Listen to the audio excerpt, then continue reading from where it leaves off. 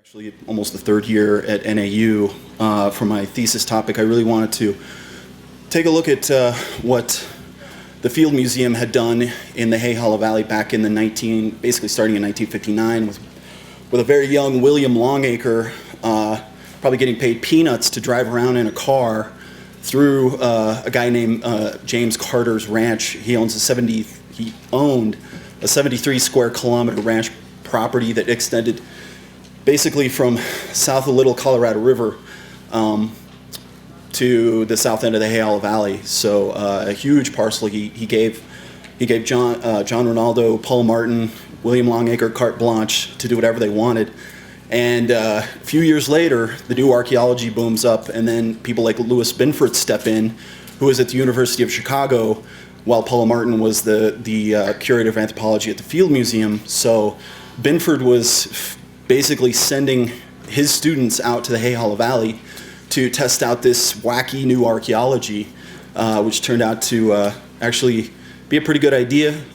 It's definitely evolved since then. But bottom line is I wanted to look at what they had done and try to use some modern analytical techniques to see if I could find out more about the settlement pattern and how people used the land over time.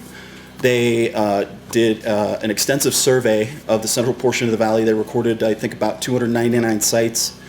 In the central portion of the valley, they did 25% sample surveys on either side of the valley. The central valley recorded, I think, another 120 sites. They excavated the infamous Carter Ranch Pueblo, Broken Cay Pueblo, County Road, Hay Hollow, Connie site, Swanee site, Webb Tank, Joint site.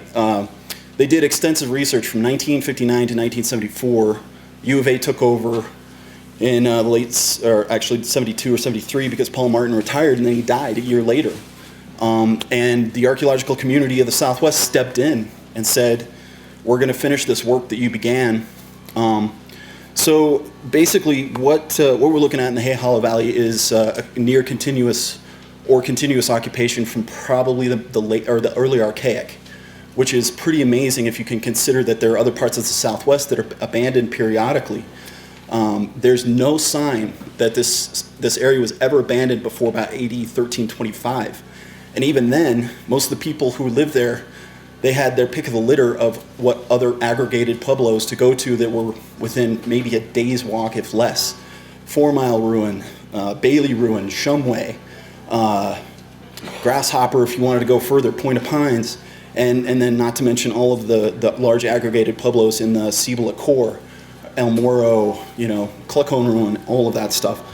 So one of the most interesting things is looking at the data set of about 410 sites that I've compiled, running it through GIS, Geographic Information Systems. It's a wonderful program where you can do all kinds of geospatial statistical analyses. And what really sticks out, there's a pattern around 80, I think, 100. This is really crazy. You get some really big Basket Maker 2 sites in the Hay Hollow Valley. This I did not anticipate at all, but there's at least one that was recorded by the Field Museum.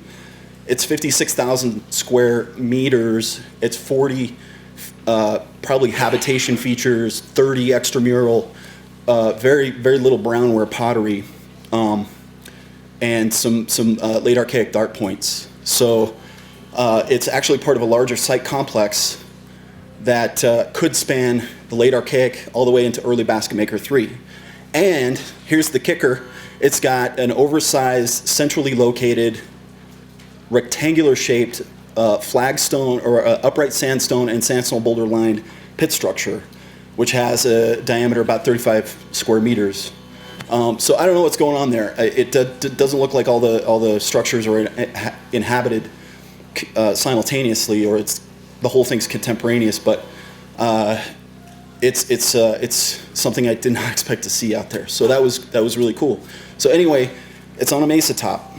So we don't have any other sites that are comparable to that to really understand the settlement pattern at that time. But later you've got the Connie site, which is up on the top of Black Mesa, overlooking the floodplain in Hay Hollow Valley. You have another large site with a centrally located, oversized pit structure at the very, very northern tip of point of the mountain. So maybe it's a settlement pattern that continues all the way into Basket Maker 3. By P1, by late Basket Maker 3 P1, they're in the bottom.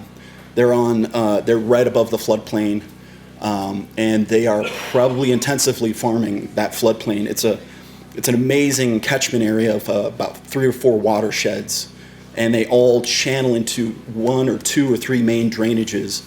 The whole valley gets truncated near Broken K Pueblo, and there if you were situated anywhere near there, which the largest Basket Maker 3 P1 site is situated right there, you basically have control of the entire watershed.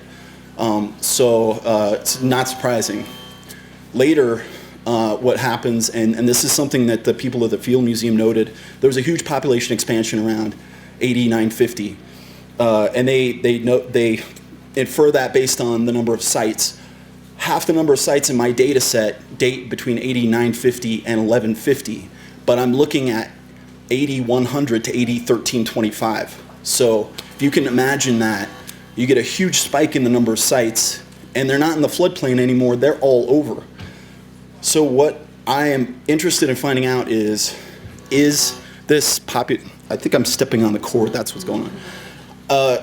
Is it that they're over-farming the floodplain? I mean, the floodplain is probably the best place to farm. It's right near permanent water, great soils, you can't go wrong. But at some point, about 8950, there might be too many people in the floodplain and not enough arable land. All the fields might have been taken up, and people are essentially trying to figure out where else to go. And that's when you start seeing P2 pueblos, P3 pueblos in other areas along. This was an idea Dennis Gilpin gave me about looking at stream orders. They're situated along basically smaller streams, smaller drainages, and they're in areas where it's mostly sand, aeolian sand, which might retain the moisture, but there's not a lot of soil formation, so that might have inhibited agricultural production. But they might have worked it out. The biggest pueblos in the valley are in the floodplain. Carter Ranch Pueblo. Carter Ranch Pueblo is probably a focal point for an extended community. It looks very much like a sort of a central place on a local scale. You have a great kiva, you've got 4 ceremonial rooms, you've got an enclosed plaza, you've got some really big roasting pits in the plaza of Carter Ranch. And that dates to about 1100 to 1200, pretty firm based on dendro. Broken K, which is north of Carter Ranch, it's the biggest thing in the valley. It's 99 rooms, it's a partially enclosed plaza, ceremonial rooms and kivas, and that lasted until about 1283. And then what you see is everything in the valley, everything in the area is contracting. There's the classic P2 explosion, P2 expansion. Everything's sites everywhere. People are living everywhere. They're exploiting every possible environmental niche, ecological niche you can imagine. Something happens, and the population gets contracted back into the floodplain. The last site that was probably occupied was a site called HHV 201, which Ezra Zubro, who was a student at the time working for the Field Museum, for his dissertation, he exposed the wall outlines of a number of different pueblos. One of those was HHV 201. To his surprise, he found a fully enclosed plaza and a fully enclosed square Great Kiva, which is completely different than anything else in the valley. You have a partially enclosed plaza at Broken K, you have a circular Great Kiva at Carter Ranch. Something different is going on, and this pueblo probably dates to about 1275 to 1325. And I've been there, and I've actually seen a couple of pieces of 4-mile polychrome. It's been picked over quite extensively, but the midden does not look substantial enough to warrant an occupation any longer than that. I know I'm taking a shot in the dark. That's just my impression, but it seems relatively short-lived. And after that, about 1325, everybody's gone. Maybe they're at 4 Mile. I don't know. So what's interesting, what really stuck out was continuous occupation. It really does look like not only was there probably continuous occupation, but the ceramic The ceramics are very similar to what are found to the north, to the northeast, in the Puerco and the Puerco Valley and in the petrified forest area. The typology written by Dr. Hayes-Gilpin and Van Hardesveld in 1998 on the ceramics of Puerco Valley, it matches up almost 1-to-1, except for the presence. There isn't very much gray utilitarian, where there's not very much Cibola grayware, but with the exception of Kinteal and Clagato, which you don't see in the Hay Hollow Valley, it's pretty much identical. Architecturally, you see some pretty standard ancestral Pueblo architectural styles, but with some local variation. That fully enclosed plaza and fully enclosed Great Kiva at HHV 201 is pretty interesting because it mirrors what you see at other large aggregated Pueblos. Obviously, HHV 201 is much smaller than like Bailey Ruin, but the model is there.